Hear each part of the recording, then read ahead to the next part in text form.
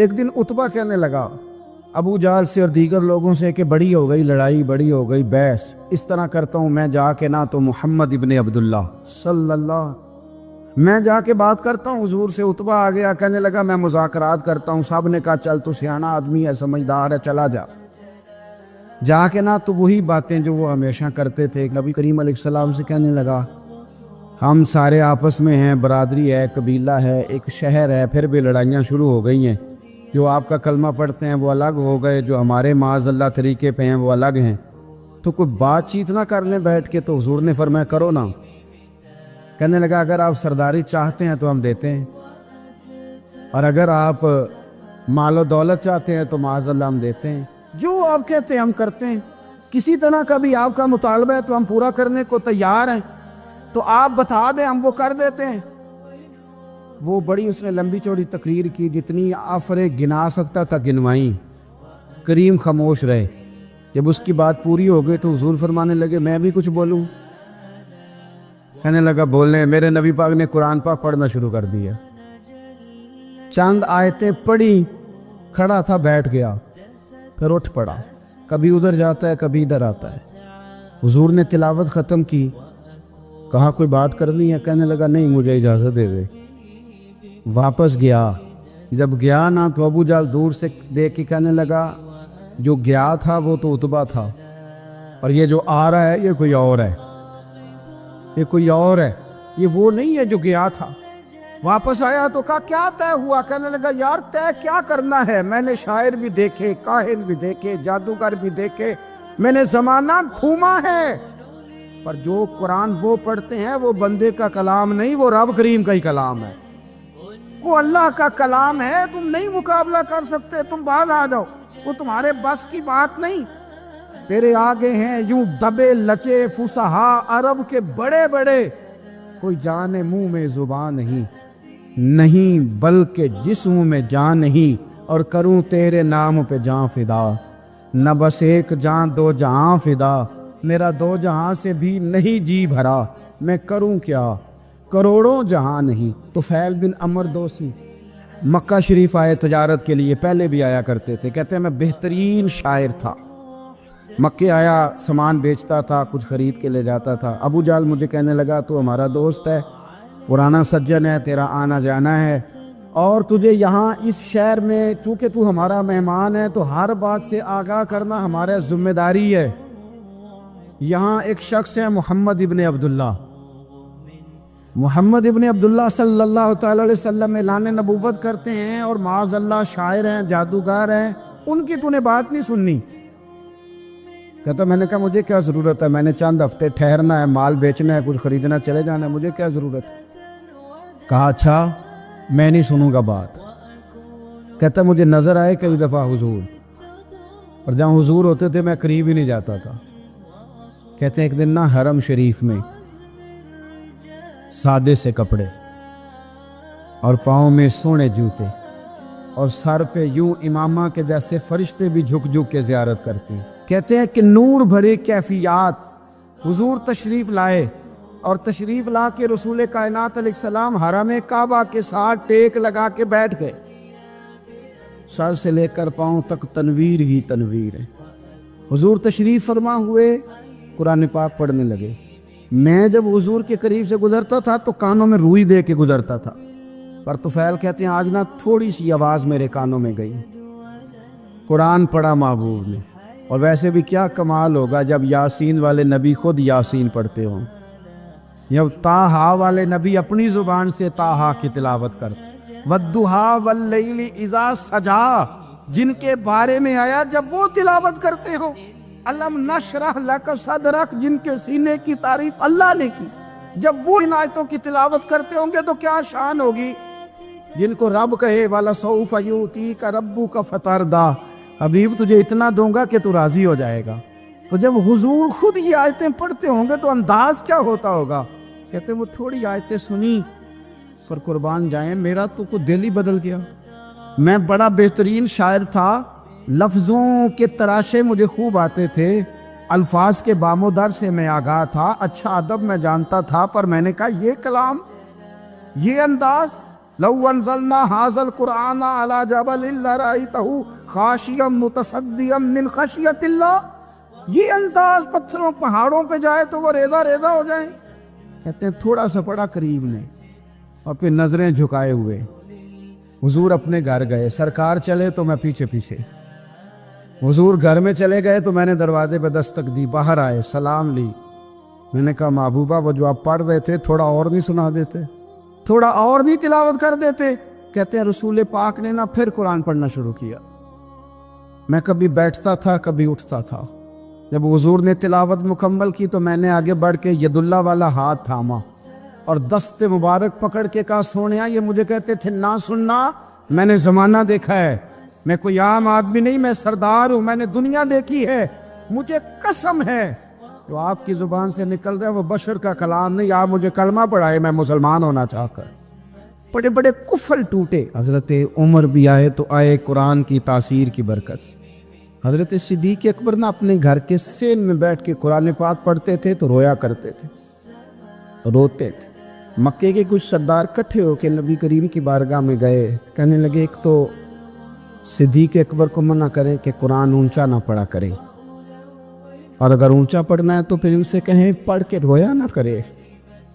حضور نے فرمایا اپنے گھر میں بیٹھ کے پڑھتا ہے روتا ہے، تمہیں کیا ہے؟ یا رسول اللہ، یہ ابو بکر صدیق جب قرآن پاک کی تلاوت کر کے روتے ہیں نا تو ہماری بچیاں بھی رونے لگتی ہیں، ہماری عورتیں گھر کا کام کاج چھوڑ کے تو صدیق اکبر کے دروازے پہ کھڑی ہو کے روتی رہتی۔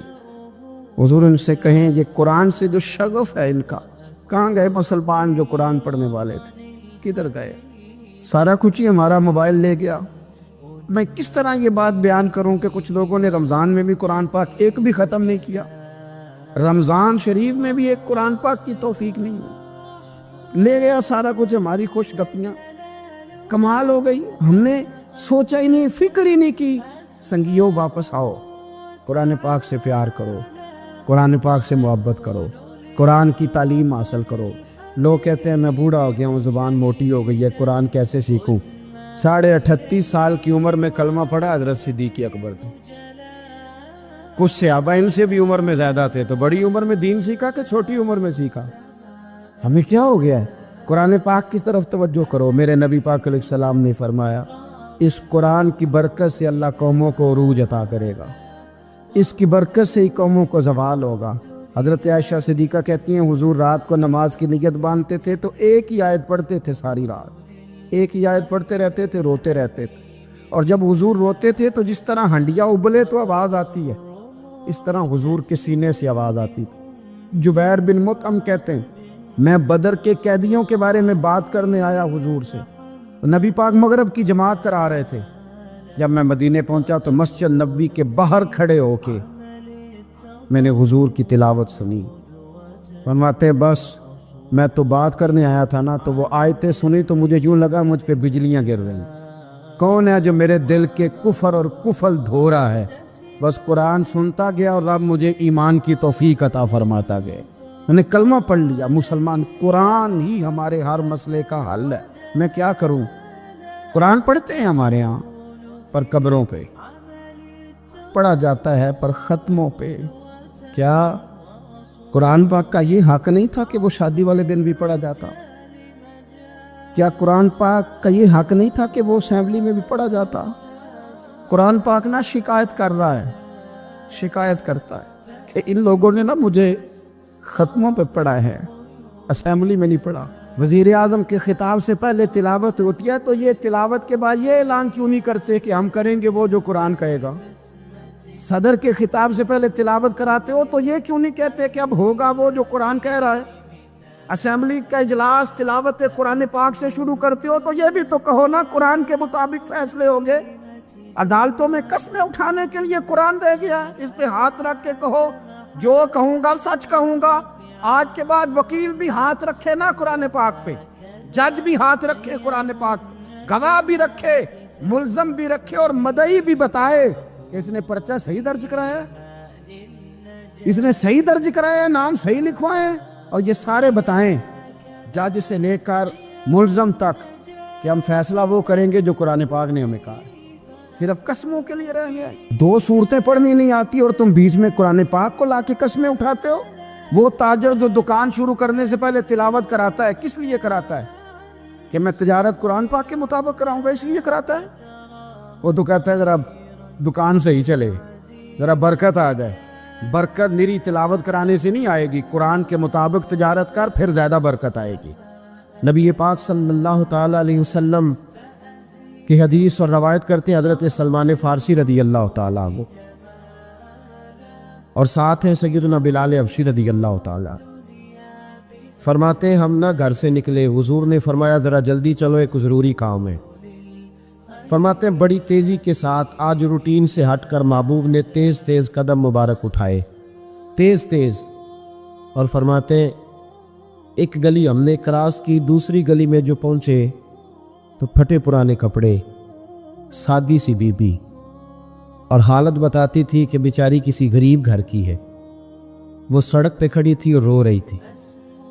میرے کریم رسول نے فرمایا بلال اسے پوچھو کیا مسئلہ ہے، کیوں روتی ہے؟ تو حضرت سلمان عرض کرتے ہیں میں نے کہا حضور میں پوچھ لیتا ہوں، آپ جائیے، کام بڑا ضروری ہے جو نکلے، میں معلومات کرتا ہوں۔ تو محبوب نے فرمایا نہیں، اس کے آنسو پوچھنے سے ضروری کوئی کام بھی نہیں، پہلے اس کی داد رسی ہوگی، اسے پہلے پوچھا جائے گا۔ روتے نہیں رہتے لوگ گھروں میں، لوگ گزر نہیں جاتے چپ کر کے؟ کتنے لوگ تڑپتے، کون احساس کرتا ہے؟ نبی پاک سید عالم صلی اللہ علیہ وسلم رکے اور اس خاتون سے پوچھا کیا بات ہے؟ اس نے کہا کہ بات کوئی بھی نہیں، میرا ایک ہی موٹا سا مسئلہ ہے۔ کہا وہ کیا؟ کہنے لگی میں غریب ہوں، اور غریبی بذات خود بہت بڑا گناہ ہوتی، لوگ بڑا جرم سمجھتے ہیں اس کو بذات خود۔ میں نے شروع میں کہا نا کہ مذہبی سٹیج کی بھی صدارت غریب آدمی نہیں کر سکتا، کیونکہ غریب جو ہوا جد کول دتھی ہونی انہیں نیڑے بیٹھا ہے نا جی، جد کول نہیں انہیں تو پیچھے جا کے بیٹھا ہے تے اس کو کہڑا دتھی ہے۔ اس سٹیج پہ بھی غریب آدمی کی صدارت نہیں ممکن ہو ہی نہیں سکتا۔ میرے رسول پاک سید عالم صلی اللہ تعالیٰ علیہ وآلہ وسلم نے فرمایا پہلے اسے پوچھو کیا مسئلہ ہے۔ وہ کہنے لگی میں غریب ہوں، بوڑھی ہو گئی ہوں، ساری زندگی غلامی میں گزاری ہے، تیل لینے آئی تھی 5 دینار کا، بوتل میں تیل بھروایا ہے، اور اب بوڑھی ہوں نا تو کمر درد کرتی ہے، پیر پیچھے موڑا ہے تو میں گری ہوں، تیل زمین پی گئی ہے، اب زمین تو واپس نہیں کرتی، لیکن واپس جاؤں گی تو ایک یہودی عورت کی ملازمہ ہوں، وہ درے سے مارے گی، کھال ادھیڑ دے گی، میں بڑی پریشان ہوں، اب نہیں مار کھائی جاتی، ہڈیاں بوڑھی ہیں، قربان جاؤں۔ حضرت بلال کو حضور نے حکم دیا، فرمایا دوڑ کے گھر جا 5 دینار لا۔ فرماتے 5 دینار لائے، تیل خرید کے دیا، وہ پھر رونے لگی۔ فرمایا آپ کیوں روتی ہے؟ اس نے کہا بتایا نا غریب ہوں، غریب کا جرم کوئی نہیں ہوتا، لیکن پیس دیا جاتا ہے، پھر بھی مار تو اب بھی پڑے گی، اب کیوں پڑے گی؟ تو عرض کرنے لگی محبوبہ مار اس لیے پڑے گی کہ دیر سے کیوں آئی ہے۔ تو میرے کریم رسول اور وہ بی بی حضور ابھی آئے ہیں مدینہ طیبہ، امام یوسف صالحی فرماتے ابھی آئے تھے حضور، سبل الہدی والرشاد کے مصنف کہتے ابھی آئے تھے نبی پاک، وہ جانتی بھی نہیں تھی۔ تو سید عالم صلی اللہ تعالیٰ علیہ وسلم نے فرمایا اچھا مار پڑے گی؟ کہا ہاں۔ او بھائی کونسلر جو کل آپ کو کہہ رہا تھا نا میں آپ کا خادم ہوں، کونسلر بے گناہ، بلکہ ہمارے ایس ایچ او صاحب اگر چودھری پہ پرچہ آ جائے تو اس کو ٹیلی فون کر کے پوچھتے ہیں صاحب جی تواڈے خلاف درخواست آئی ہے، کی کرنا ہے؟ تو غریب آدمی بیچارہ، اس کی غلطی یہ تھی کہ وہ غریب تھا تو اس نے ریڑھی لگا لی چوک میں، اس کو دبوچ کے لے گئے، تینوں پتہ نہیں اتنے نہیں کھلوئی دا، اس کے پاس کل انویسٹمنٹ ہی 5000 تھی، سارا لے گئے۔ پھر وہ کونسلر صاحب کے پاس چلا گیا، سر میرے نال چلے آجے ذرا میں تھانے جانا ہے، انہوں نے کہا گڈی کرائی آ، پیسے ہیں نہیں ایویں تھانے جائیدا ہے۔ اب وہ گاڑی لایا ہے، پتہ نہیں کہاں سے لایا ہے، تھانے پہنچا ہے، اور یہ ہے ہمارا حال کہ وہ ایس ایچ او بھی بیٹھا ہے کرسی پہ اور کونسلر بھی کرسی پہ بیٹھا ہے، اور وہ غریب پیروں میں بیٹھا ہے اور ہاتھ باندھ کے کہہ رہا میری ریڑھی دے چھڈو، میریاں 4 دھیاں نے تو میں شامی کھانا کھانا۔ کدھر گیا امت کا وہ ذوق؟ ساری زندگی نعتیں سننے والوں بتاؤ تو صحیح نعت نے تاثیر کیا دی ہے روح؟ اگر ابھی بھی گھاڑی غریب کے پاس کھڑی نہیں ہوتی تو پھر کیا اثر ہوا ساری زندگی نعت سننے کا؟ میرے مصطفیٰ کریم سید عالم صلی اللہ تعالی علیہ وسلم نے فرمایا اس خاتون سے یہاں کونسلر ساتھ نہیں جاتا، کہتا کر دیا ٹیلی فون، سویرے 9 بجے پہنچ جانا۔ پر کائنات کی سب سے معزز شخصیت حضرت سیدنا بلال حبشی رضی اللہ تعالیٰ عنہ فرماتے ہیں میرے نبی پاک نے فرمایا بی بی چل میں تیرے ساتھ چلتا ہوں۔ گویا اللہ کی ساری رحمتیں اس کے ساتھ ساتھ چلنے لگی، اور آگے آگے نہیں، ساری کتابیں پڑھ لو، وہ پھٹے پرانے کپڑوں والی بی بی آگے آگے اور اللہ کے کریم رسول پیچھے پیچھے، ساری گلیاں اس نے پھرائی، مدینے کی صحرا آ گیا۔ ایک دروازے پہ دستک دی، سے مالکن آئی، وہ بی بی بعد میں کہتی ہے میں بھی بڑی ڈاڈی تھی، طاقت ہی نہیں تھی میرے سامنے کو کھڑا ہو سکے، لیکن جب میں باہر نکلی تو میں نے نور کے حالے میں لپٹی ہوئی ایک عظیم ہستی کو دیکھا۔ فرماتے محبوب کے گورے چٹے رنگ کے اوپر کالی زلفیں اور محبوب پاک کی مقدس آنکھیں جب تک بات کرتے رہے نظریں زمین پہ جھکی رہی۔ شرم و حیا والے رسول نے بڑے میٹھے، بڑے دھیمے، بڑے خوبصورت لہجے میں کہا، بریلی کے امام فرماتے ہیں نیچی نظروں کی شرم و حیا پہ درود۔ بڑے دھیمے لہجے میں فرمایا تیری نوکرانی ہے تیری؟ عورت کہتی ہے میں تو حضور کے جلووں میں محب ہو گئی کہ سادگی میں اتنا حسن میں نے دیکھا ہی نہیں، تیری نوکرانی ہے؟ کہا میرے محبوب نے فرمایا بیچاری کی غلطی کوئی نہیں، اسے ماردہ نا، اس سے تیل گر گیا تھا، نیا خریدتے دیر ہو گئی، رو رہی تھی تو میں سفارش کرنے آیا ہوں۔ وہ خاتون کہتی ہے کسی کی نہیں مانی تھی، پر محبوب کے جملوں میں تاثیر اتنی تھی، ککھ سواد نہیں مشری اندر، اسا کھنڈا می چکھ ڈٹھیاں، انہاں ساریاں شہواں نالوں گلاں سجن دیا مٹھیاں۔ فرماتے ہیں نبی پاک صلی اللہ تعالی علیہ وآلہ وسلم نے فرمایا کچھ نہ کہنا، کہنے لگی نہیں کہتی، میرا وعدہ رہا، کچھ نہیں کہوں گی۔ اب میرے حبیب نے پھر نظر اٹھائی اور اس غریبنی کی طرف دیکھا اور فرمایا تو اگر کہے تو میں جاؤں، تو اگر کہے تو میں خود بھیک دے، خود ہی کہے منگتے کا بھلا ہو، تو اگر کہے تو میں جاؤں۔ اس نے خراج پیش کیا تو چند آنسو گرائے، کہنے لگی محبوبہ جیسے بندہ نوازی۔ حضور نے رخ پھیرا، حضرت بلال کہتے میں پیچھے رہ گیا تو وہ دونوں بیویاں دوڑ کے میرے پاس آئی، کہنے لگی بتا تو صحیح ہے کون، یہ بتا تو صحیح کون تھے؟ تو حضرت بلال کہنے لگی تم نہیں جانتے؟ جناب بلال فرمانے لگے یہی تو ہیں جنہیں اللہ نے سچا رسول بنا کے بھیجا ہے۔ بیبیاں دوڑ کی آئی، کہنے لگی محبوبہ دروازے تک آئے ہو تو خالی تو نہ لوٹاؤ، مہربانی فرماؤ ہمیں بھی کلمہ پڑھا دو۔ ایک واقعہ سناتا ہوں خواجہ معین الدین اجمیری کا۔ عطائے رسول ہند الولی حضرت خواجہ معین الدین اجمیری رحمت اللہ تعالیٰ علیہ، میرے حضرت صاحب فرمایا کرتے ہیں ہم کٹر قادری ہیں، پر ہم کھل کے یہ بات مانتے ہیں کہ ہندوستان کے بادشاہ کا نام معین الدین اجمیری ہے، یہ ببانگے دول مانتے ہیں۔ بہرحال ہند الولی حضرت خواجہ ہے اجمیری ہے۔ خواجہ اجمیری جب نئے نئے آئے نا یہاں اجمیر شریف میں، آپ نے خیمہ لگایا تھا، کپڑے کا خیمہ لگا کے اس میں رہتے تھے، تو ایک نوجوان تھا وہ باہر رہتا تھا اجمیر سے، تو وہ آیا کچھ دنوں کے لیے، پڑھائی سے فارغ ہو کے، اجمیر کا رہنے والا تھا لیکن باہر رہتا تھا۔ جب یہاں آیا نا وہ عصر کے بعد وہ گزرتا خواجہ اجمیری کے خیمے کے سامنے سے، جھونپڑی کے سامنے سے، تو خواجہ صاحب عصر کے بعد بیٹھ کے رویا کرتے تھے، عاشق دا کام نہیں رونا تونا، بنا رویو نہیں منظوری، اے عاشق سدا ہی روندا رہندا پاویں وصل ہوئے تے پاواں دوری، رویا کرتے۔ تو نوجوان بڑا سادہ سا تھا، بچپن میں والد فوت ہو گئے، صرف ماں ہی ماں تھی۔ ایک دن اماں سے جا کے کہنے لگا یہ مسلمانوں کا سادھو روتا کیوں ہے؟ اماں کہنے لگی مجھے کیا پتا۔ بچہ کہتا میرے اندر تجسس بڑھ گیا کہ بابے سے پوچھوں تو صحیح کیوں روتا۔ 2 4 5 10 دفعہ میں گزرا، ایک دن بے چین ہو کے میں کمرے میں چلا گیا اجرے میں، تو میں نے کہا بابا کیوں روتے ہو؟ کہنے لگے مجھے اپنے شیخ کی یاد آتی، مجھے یاد آتی۔ تو وہ بچہ کہتا مجھے اس وقت تک پتہ نہیں تھا کہ محبت میں بھی رویا جاتا ہے، میں سمجھتا تھا رونا صرف دکھوں میں آتا ہے، شیخ کی یاد آتی۔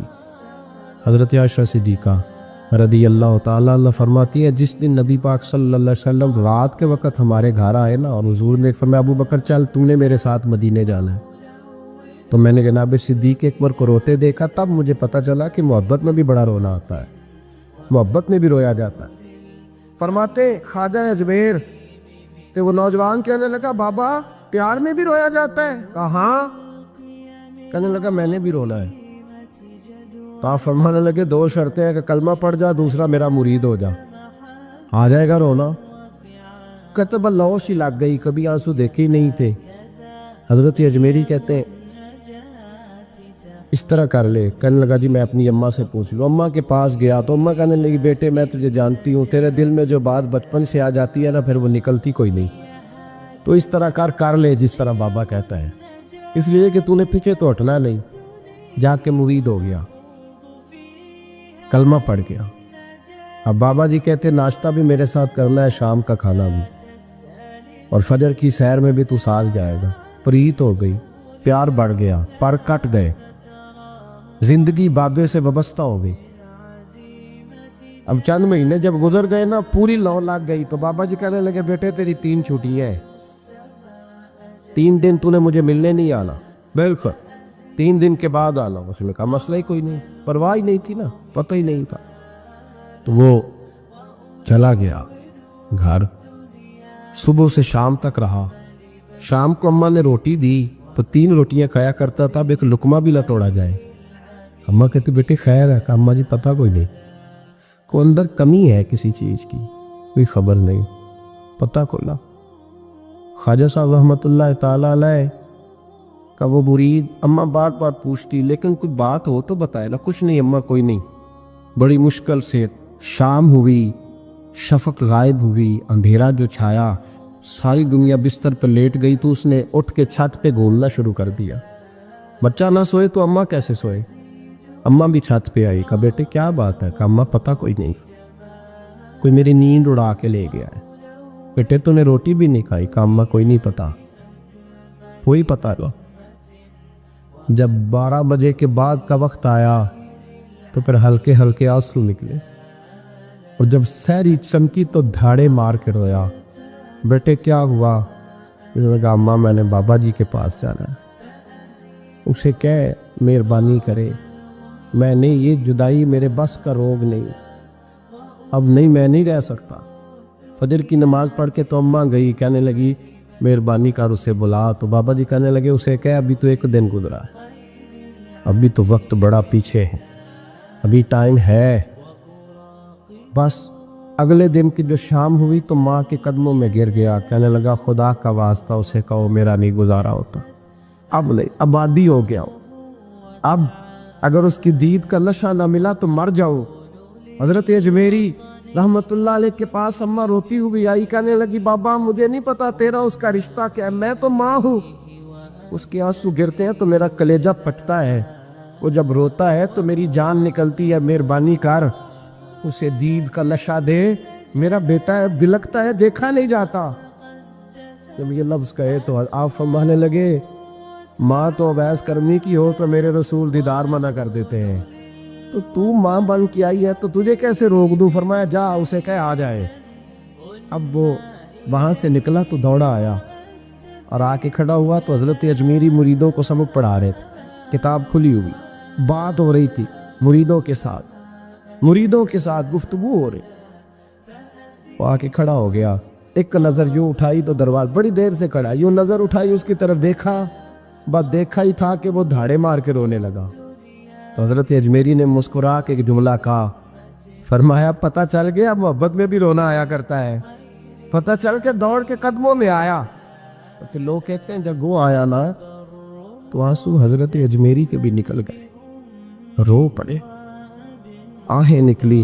فرمانے لگے بیلیا رات سویا نہیں نا؟ کہا حضور نہیں۔ فرمایا میں بھی نہیں سویا، تو اگر بیدار تھا تو کل شام روٹی نہیں نہ کھائی؟ حضور نہیں کھائی۔ فرمایا میں نے بھی کوئی نہیں کھائی۔ یہ محبت 2 طرفہ ہوتی ہے، یک طرفہ تھوڑی ہوتی، اگر تو نے نہیں کھائی تو میں نے کب کھائی؟ میرے بھائی ہمارے مشائخ نے محبت کی زنجیروں میں باندھا مریدوں، وہ بند گزارے نہیں ہوتے تھے، وقت ہی نہیں گزرتا، صبح اور شام میں وابستہ رہتی تھی، کوئی پابندی نہیں تھی ان پر، ان کی طرف سے کوئی جبر نہیں تھا، لیکن یہ رنگ، یہ انداز، یہ ڈھنگ، پھر جو شیخ کی یاد میں رونا سیکھ جاتا تھا نا، اس کے لیے مدینے کی یاد میں رونا آسان ہو جاتا۔ اعلیٰ حضرت نے کتاب لکھی ہے الامن والعلا، اس میں آپ فرماتے ہیں جو حضور کی پناہ میں آ جاتا ہے نا وہ بچ جاتا ہے۔ اللہ کرے آپ کو سمجھ آئے میری بات کی۔ جو حضور کی پناہ میں آ جاتا ہے، وہ جو دنیا دار رہتا ہے، مالدار رہتا ہے، حضور کی پناہ میں نہیں آتا وہ بے سکون رہتا ہے۔ فرماتے ہیں یہاں دنیا میں بھی حضور کی پناہ میں آ جاؤ، آج لے ان کی پناہ۔ اور آج دلیل آپ نے ابن ماجہ کی حدیث لکھی ہے، حضرت تمیم داری حدیث کے راوی ہیں، اعلیٰ حضرت نے لکھی ہے، فرماتے ہیں جو حضور کی پناہ میں آیا بچ گیا۔ دلیل دیتے ہیں، فرمایا انسان جانور بھی آتے تھے تو بچ جاتے۔ حضرت تمیم داری رضی اللہ تعالیٰ عنہ فرماتے ہیں کہ ہم کھڑے تھے، ایک اونٹ دوڑتا ہوا آیا، نبی کریم صلی اللہ علیہ وسلم کے پہلے اس نے قدموں پہ سجدے کیے۔ صحابہ کہنے لگے حضور ہمیں بھی اجازت دیں، فرمایا وہ تو بے زبان ہے، اسے تو پتہ کوئی نہیں، پیش نظر ہے وہ نو بہار، سجدے کو دل ہے بے قرار، روکیے سر کو روکیے یہی تو امتحان ہے۔ فرمایا اسے کیا پتا، تم تو مکلف ہو شریعت کے، تمہیں اجازت نہیں ہے۔ اور اعلیٰ حضرت نے 2 ٹوک لکھا ہے، فرمایا سوائے خدا کے کسی کو تعظیمی سجدہ بھی حرام ہے۔ یہ نوٹ کر لیں میری بات۔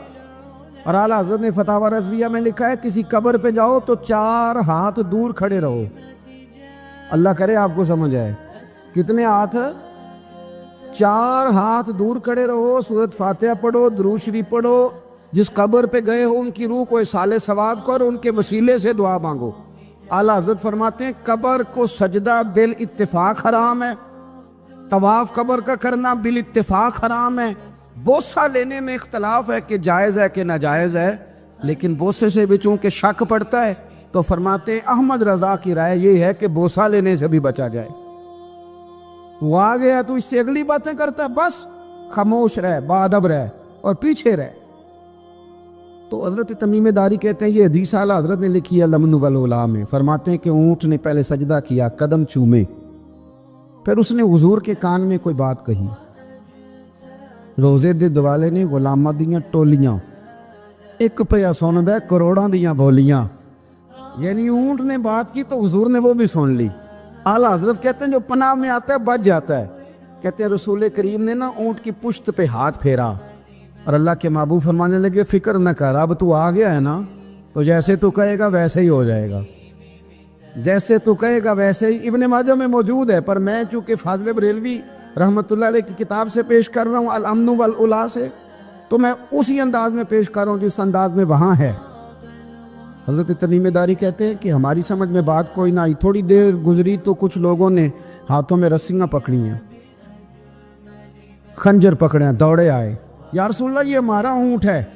حضرت تمیم داری کہتے ہیں میں نے دیکھا کہ جب وہ آ گئے نا خنجر لے کے تو اونٹ حضور کے پیچھے چھپ گیا۔ آج لے ان کی پناہ، آج مدد مانگ ان سے، وہ حضور کے پیچھے چھپ گیا۔ تو کہتے ہیں کہ نبی کریم صلی اللہ تعالیٰ علیہ وسلم نے فرمایا کیا مسئلہ ہے بھائی؟ یا رسول اللہ ہمارا اونٹ ہے، ذبح کرنے لگے تھے دوڑا ہے۔ تو حضور فرمانے لگے وہ تو تمہاری شکایت کر رہا ہے۔ وہ کہتا ہے یا رسول اللہ میں نے برسوں ان کی نوکری کی، برسوں میں نے بڑی نوکری کی۔ صحیح کہتا ہے یا رسول اللہ؟ ٹھیک کہتا ہے حضور، اب بوڑھا ہو گیا ہوں، تھوڑا زیادہ بوجھ نہیں اٹھا سکتا، تو مجھے ذبح کر کے کھانا چاہتے ہیں، میں مرنا نہیں چاہتا۔ نبی کریم فرمانے لگے اچھے لوگ یہ صلہ دیتے ہیں؟